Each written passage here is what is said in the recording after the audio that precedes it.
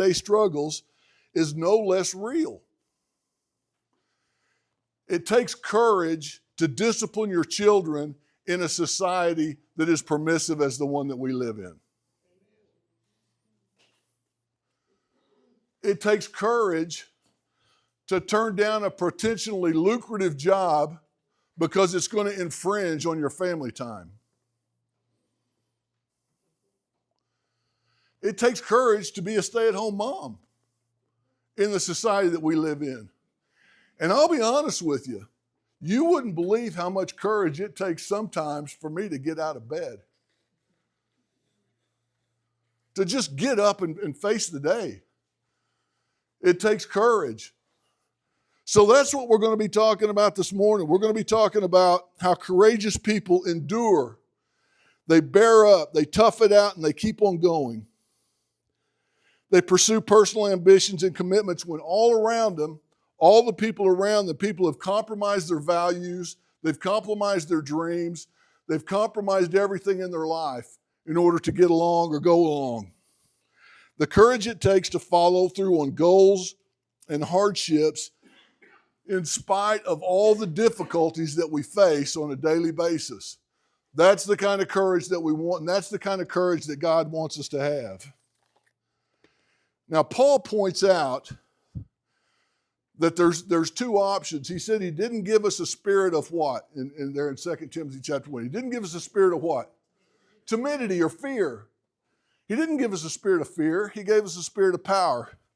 So the difference between courage and fear is in the direction that they're headed. Okay?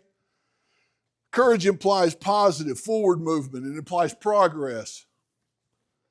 Where fear implies backing up, negative things, or paralysis, not moving at all. Both of those things are based on our attitudes, our beliefs, and our expectations. And that's what we're going to talk about this morning. We're going to talk about our attitudes, our beliefs, and our expectations when it comes to courage. How one chooses to react to adversity usually can be traced back to their attitude. How do fearful people look at their problems? Do what? Okay. Limited in their mind by what they think they can or can't do. How does this affect me? The word that I came up with here is insurmountable. I mean, fearful people look at their problems as insurmountable. I can't do it. You ever heard somebody say that? I can't do it. That's not my gift. I'm not equipped for that. I can't do it. That comes back to fear and discouragement. How do courageous people look at problems? As a challenge. What do you mean when you say as a challenge, Kevin? So instead of being insurmountable or even that, it's a challenge or something that you'll have to overcome and you will overcome. We're going to figure out a way to get around this. We're going to figure out a way to get around this. That's exactly right. They look at the possibilities until they seem reachable. They look at the possibilities until they seem reachable.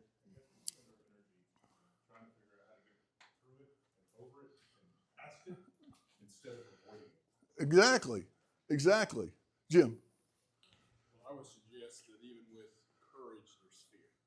So there's some courageous things we need to do that there is some fear involved with that. I think what the scripture's telling us, though, the fear is the attitude of being defeated. So you're already defeated before you start, whereas courage, you're going to find a way. And of course, the meaning of all of this is God is the way. Right. So when we turn it over, lay it at the feet of his throne, that allows us to accomplish whatever the task is. But I can think of things that's taken a lot of courage for Jim to do, and I can't say that I was fearless. Right. And that's the point. That's what we're trying to get to. Did everybody hear what he said? There's some fear involved in overcoming these things. And that's really the point we want to get to. is where we have the courage and the strength to look for possibilities, even when we're afraid. Even when we're facing things we've never faced before. We want to be able to have the courage to look at the possibilities as opposed to, I can't do it. I can't get past it. And as Jim pointed out, and we're going to look at here in just a few minutes, how the Lord helps us with that, and why we have that attitude. Why our attitude is, I can get around it. But we do know that our attitude dramatically influences our performance. A discouraged person is more likely to focus on their perception of personal limitations, even if they're overblown. Even if they're overblown, they're going to look at their personal limitations. And if they believe that other people are more competent or more connected or better able to do something, then they're more likely to perform poorly than if they feel good about themselves. Than if they feel like they have the opportunity to try. So negative beliefs, no matter their accuracy, almost inevitably steer someone on a self-determining course. Almost always, negative attitudes are going to create negative results. And we'll talk about a little bit more about that in a little bit too. But courageous people have the confidence in their ability to cope with any circumstances. In the darkest situations, they see light at the end of the tunnel. They're never without hope. They're never without hope. How important is hope to courage? Critical. Is there any courage without hope? No. Do we keep our hope forefront in our minds all the time? Do we fall into that trap? And it's a trap. It's a trap. When we don't have our hope foremost in our minds all the time, when our hope doesn't guide what we do, discouragement is right around the corner. Fear is right there ready to take over all of our attitudes when we lose sight of our hope. So we just need to make sure that we understand that we're never without hope. As long as we're in Christ, we are never without hope in any situation.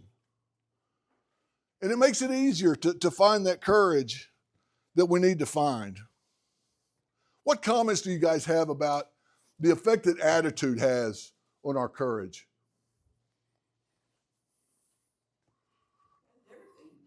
Okay. Expand on that. Well, poor attitude. I mean, anything. I've seen so many situations in life where attitude, you do something, it depends on your attitude. Okay. You meet somebody, it depends on your attitude. You have to go to, let's say, assisted living. And that's what I'm more familiar with, is people who've done a change. And they can go there and have a good attitude, or they can have a really bad attitude. Same situation. Right. I mean, very simple. Well, it's the way with courage. I mean, it's your attitude. How Let me- you think about it. Let me ask you this. How would you define the word attitude? How would you define that word? Mindset.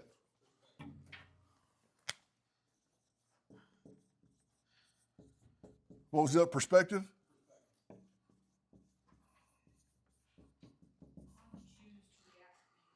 Do what? Okay.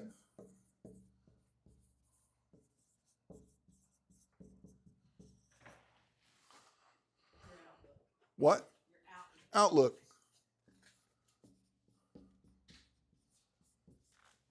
It's a little bit like the magnetic charge that causes the compass to point north.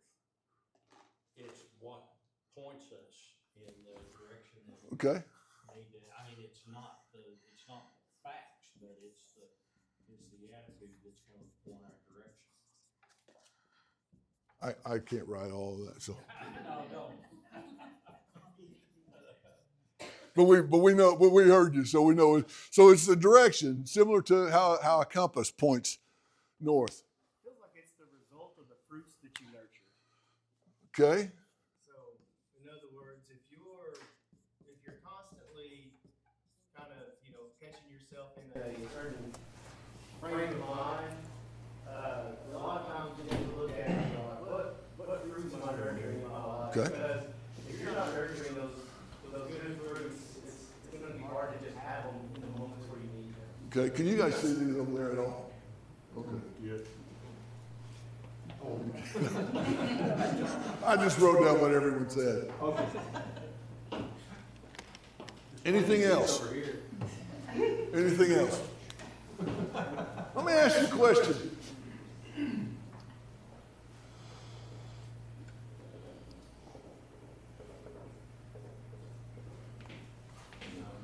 No. Are any of those accidental?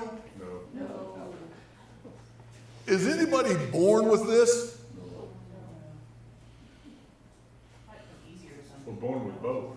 Do what? We're born with both. We're born with both. We're born with capacity for either. A lot of it depends on how we're nurtured, how we're raised, the environment we're going. I mean, I get all that. But my point is, none of these are accidental. I don't accidentally have a great mindset. I don't accidentally have a good perspective on things. I don't accidentally react to some way that I haven't chosen beforehand. I don't accidentally have a great outlook on life. I don't accidentally have my the compass doesn't accidentally point north. I don't accidentally bear out the fruits of what I've done. These are things that we have to choose. So we can choose our attitude. Attitude is a matter of choice. But some people find that easier than others. Oh, absolutely. But that's the way it is with everything. There's everything in the world some people find easier than others. There are a lot of people, we're all tempted in different ways. We all have different things that we have to overcome.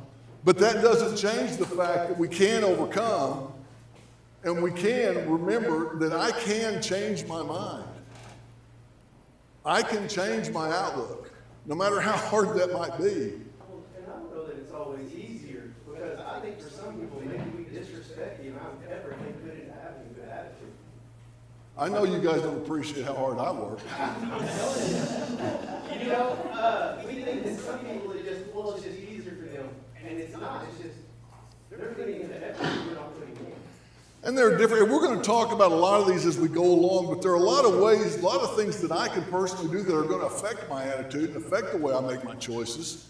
Yeah, so that's what I was kind of going to say. Good. Our actions and our attitudes have a reciprocal nature. Okay. Our attitude is determining bad actions. Sometimes, if we can't change our attitude, we've got to change our actions. Put ourselves in a different place, do different things, do the things that will produce that better attitude, and then it just goes on that cycle. I used to, back in my younger days, I used to train tellers at the bank. And, there's two kinds of tellers that are successful, okay? And that's it. There's only two kinds. There's the one that is screaming fast and 100% accurate, okay? People don't care. If you walk up and hand them whatever they do, they get it done like that. It's 100% accurate. You're out the door. The other one is the one that remembers all the customers, knows who they are, knows their kids, know what they do for a living, knows everything about them. Those people are accurate. Those are the two kinds. Now, what do you tell somebody that's not screaming fast and 100% accurate when you're training them? Walmart's hired. Do what? No, I'm training them. I'm not trying to run them off. I'm telling them you need to be the kind of person that people like.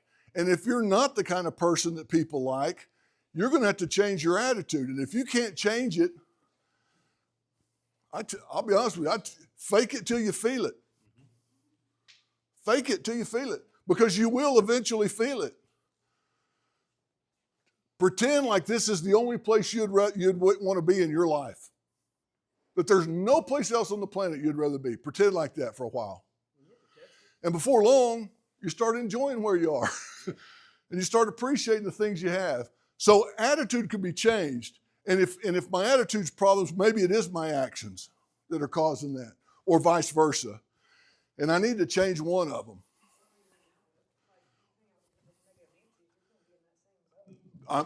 Your company has a huge effect on your attitude.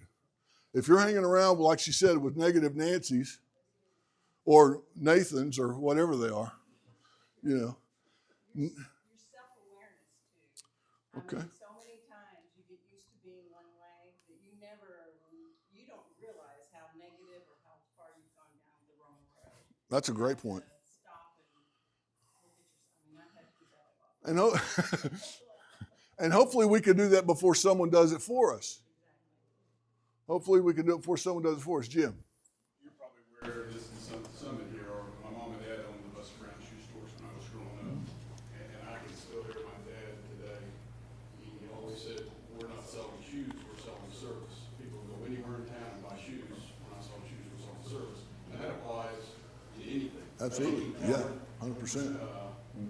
How we treat people when they walk into this building, we're there to serve them. Yep. And make them feel welcome. There's a lot of buildings that they can walk into that says something church. That's 100% right. Yeah, and I'll be honest with you, I'd have bought all my shoes at Buster Brown if my feet weren't so big. Because what he's saying, your dad lived it.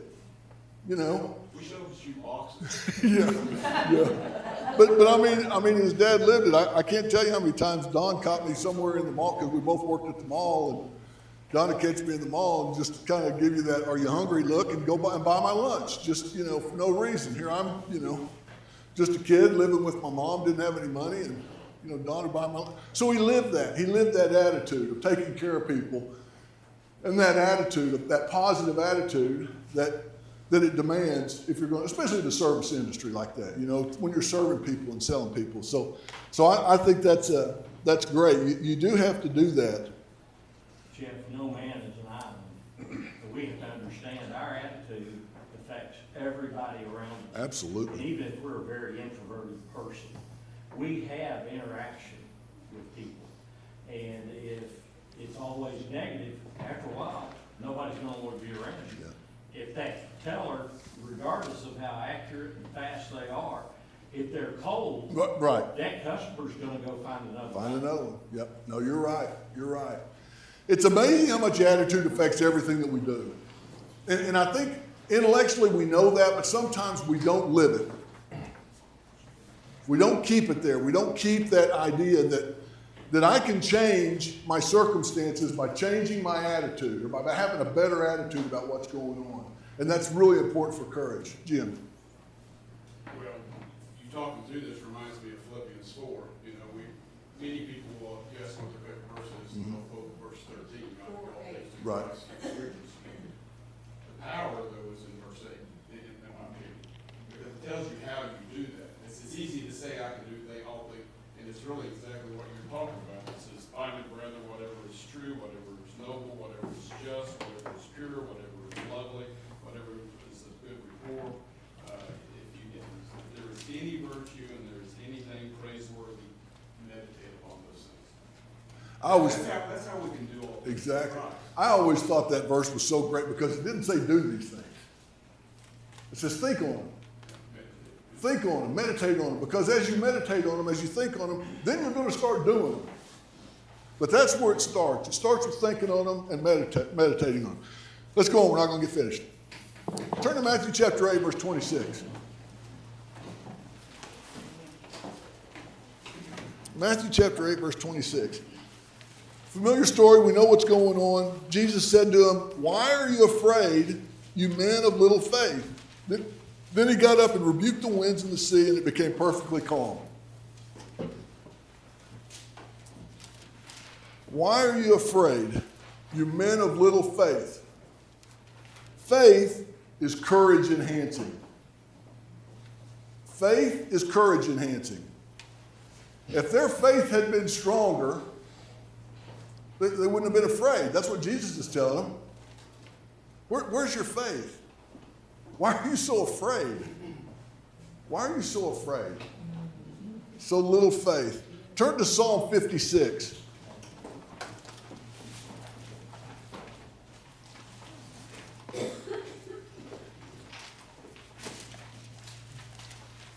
Psalm 56, 3. Well, really 3 and 4. When I'm afraid, I will put my trust in you. In God, whose words I praise. In God I have put my trust. I shall not be afraid. What can mere man do to me? Faith dispels fear.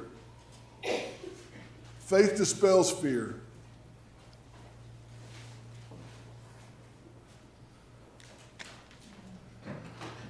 Faith helps us to establish a proper belief system. It's through faith in God that Christians are able to rejoice even when problems arise. They look at adversity as an opportunity to display their faith and even grow stronger. I know we're all familiar with James chapter 1, but turn over there. Turn over to James chapter 1.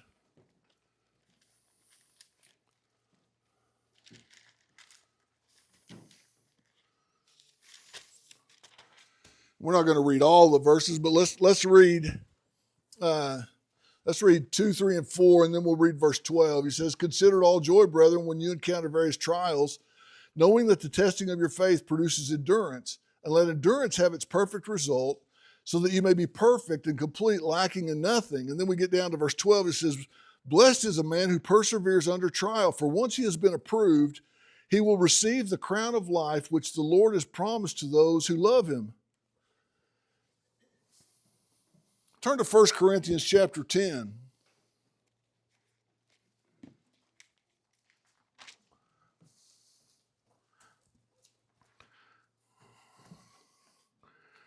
Verse 13 says, "No temptation has overtaken you, but such is common to man. And God is faithful, who will not allow you to be tempted beyond what you're able, but with temptation will provide the way of escape also, so that you'll be able to endure it."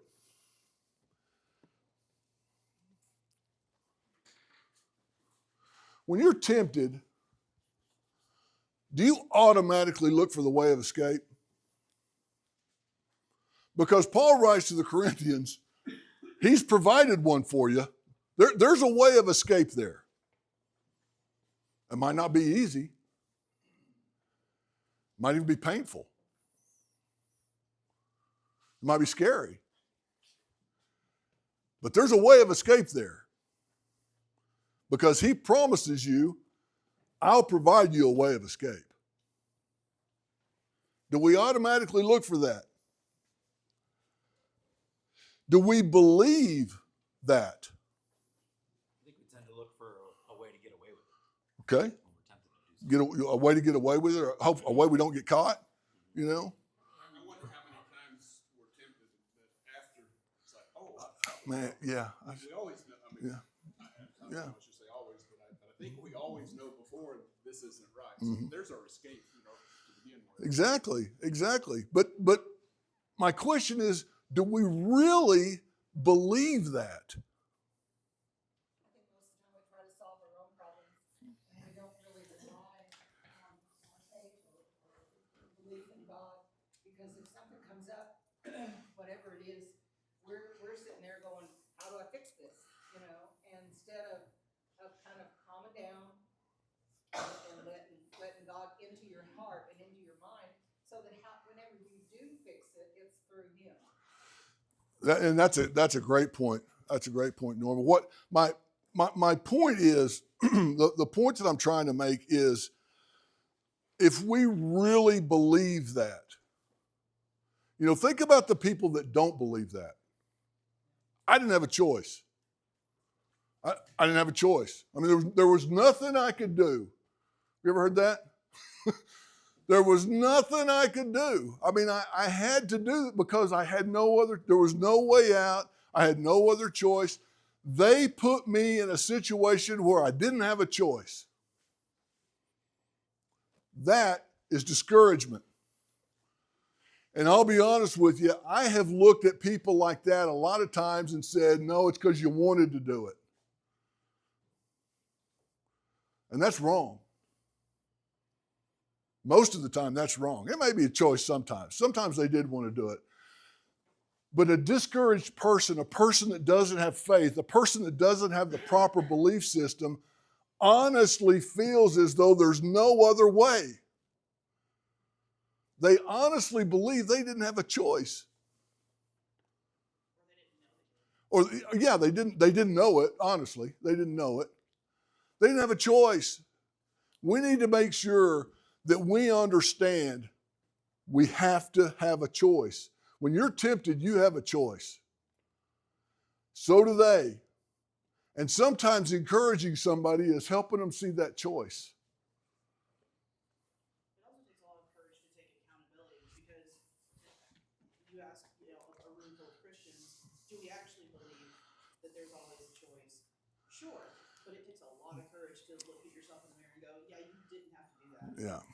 It takes a lot of courage sometimes to look at the choice and think, this is going to hurt. Flip it around. You did have to do the right thing when everybody else was doing the wrong Yeah. You brought up a point about our being tempted, and the scriptures that align with it.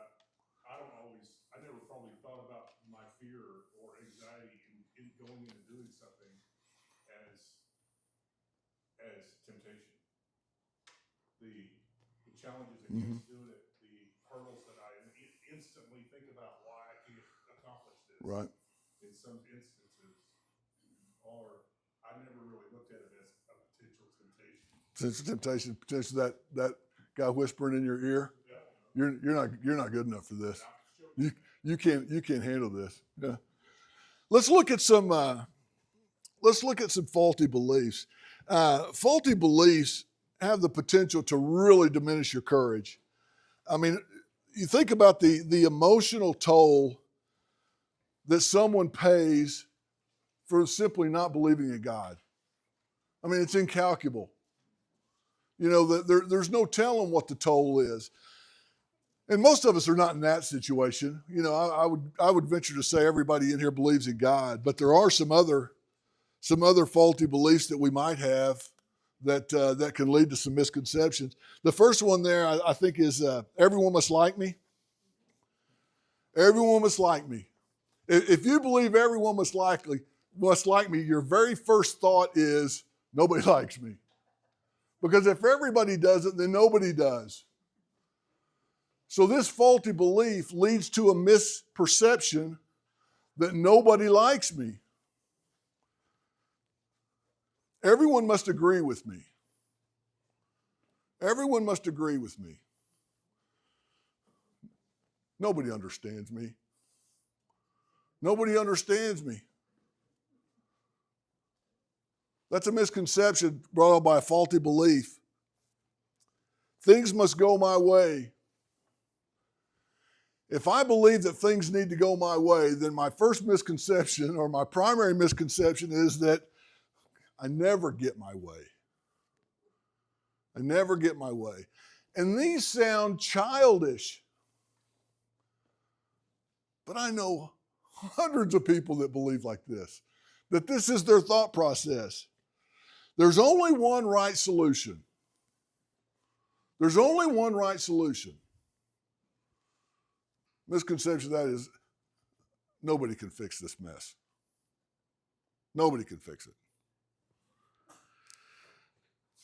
Life should be fair at all times. Because if life should be fair at all times, I always get the raw deal. I always get the raw deal. Why am I always the one having to give? Why am I the one that comes up short? We know, as we're sitting here talking about this, that these are all faulty beliefs. We know that not everyone's going to like you. We know that not everyone's going to agree with us. We know that I'm not going to always get my way.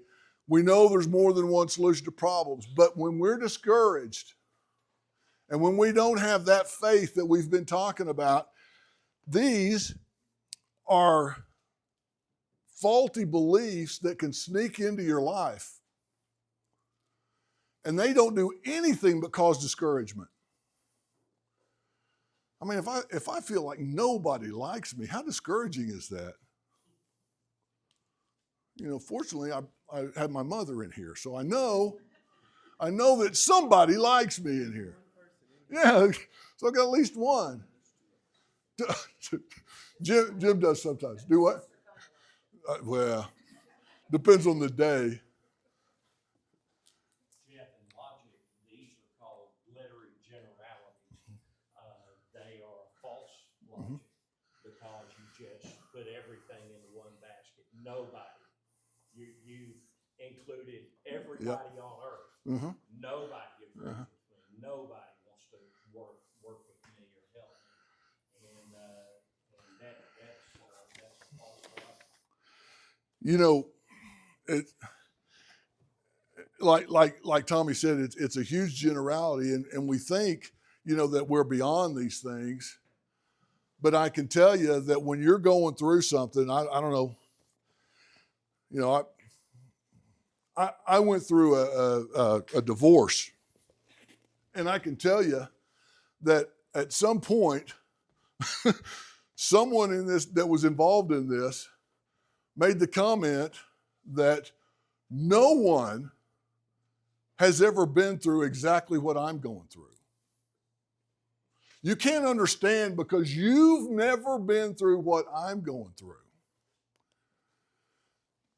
Man, that makes it hard to help somebody. It makes it hard to help somebody. It makes it hard for me to be helped if I feel like no one.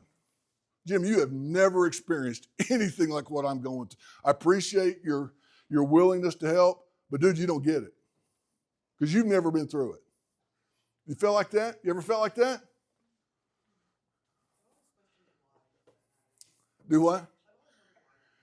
Well, but you're thinking about logically and from the outside. But I'm telling you, I agree with you 100%. I've always thought that same thing. And then next thing I know, I'm feeling like nobody's been through this before. You know, and that's just not true. We know it's not true logically. We know it's not true. But we catch ourselves feeling like that. So faulty beliefs can really cause problems. There's a tendency to exaggerate, and like Tommy was saying, to universalize our beliefs. They will eventually leave us emotionally crippled. Another thing is these are all the ideas of someone who's trapped in a prison of self. Absolutely. I mean, Absolutely. You're not considering anyone else. You're just considering, well, everyone must like me. You know, Yep. Everyone must agree with me. It's very me-centered, and that's where a lot of times the attitude comes from. Is we're so hyper-focused on ourselves that we put everything on everyone else. And something that I struggle with to this day, but I hope I'm getting a little bit better, is sometimes you just have to look and it's like, you know, it could be me. I may be the problem. Yeah. And it may very well be that I'm the one, you know, it's not everybody else sucks. Man, maybe it's me. Well, and you're 100% right. You're I know it is 100% me, right. right? Well, yeah. I mean, yeah, there you go. There you go. Yeah. Full circle. I mean, it's not all you. But our point is that nothing can change for the better until we change the way we think. Okay, nothing's going to get better until we change the way we think.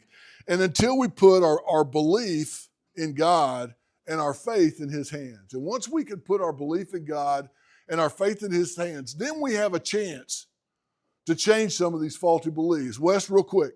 One of the things that impacts our courage is we always want to be accepted too. And those things don't always go together, we know that. And there's a fine line there we have to sometimes walk because we want to be strong, we want to not be fearful and be timid and stuff like that, but we also want to be accepted. That's a great point. It's a great point. Let's look real quick at our expectations. It's the third ingredient for courageous living is expectations or anticipation. It provides us with the fearlessness to carry on in the face of great difficulty. I can tell you that Encouragers believe that every struggle to persevere is the most satisfying and the most rewarding way to approach life. Turn to Matthew chapter 16 real quick.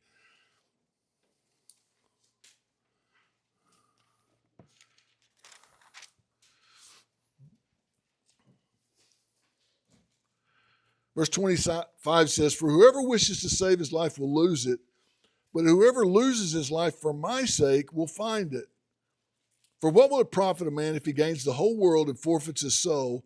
Or what will a man give in exchange for his soul? For the Son of Man is going to come with glory in his Father, and will then repay every man according to his deeds." They understand, they're convinced that there's more to be gained by endurance and bravery than there is by instability and cowardice. And in most cases, people are going to perform in keeping up with their expectations that they have about themselves. You ever felt like, why should I do my best when failure is inevitable? I know I can't do this job, so why am I going to bust my hump doing this job that I know I can't do? I think we've all been through that. We've seen something that's very difficult, but we know we need to try to get it done. Well, why should I really just kill myself over this thing? I can't do it anyway. Those are your expectations, and you're going to live up to your expectations. The things that you expect of yourself is what you're going to live up to. Why do your best if failure is inevitable? And then the prospect of failure becomes a self-fulfilling prophecy. And it produces less than an earnest effort. Anticipating failure results in failure, which results in anticipating more failure, which results in, it's just a never-ending cycle. It's a never-ending cycle. However, on the other hand, fearless action produces energy to continue and to do more and to keep going. All right, we got a few blanks here. Let me read this so you can fill in the blanks before we leave today. Attitudes, beliefs, and expectations are all partners in courageous living and in our ability to bring courage to others. When we can get our attitudes, beliefs, and expectations working courageously, then we can help others do the same. There's a great need within the body of Christ to have the courage to be imperfect. And we're going to talk at length about that. We need to have the courage to be imperfect. Self-satisfaction and self-abhorrence are both mortal enemies of real courage. Self-acceptance, though, promotes good mental and spiritual health, especially when it's accompanied by a strong desire to grow. Did I get them all filled in? All right, good. I appreciate your help today. Next week we will be talking about the problem with discouragement. So pray about that.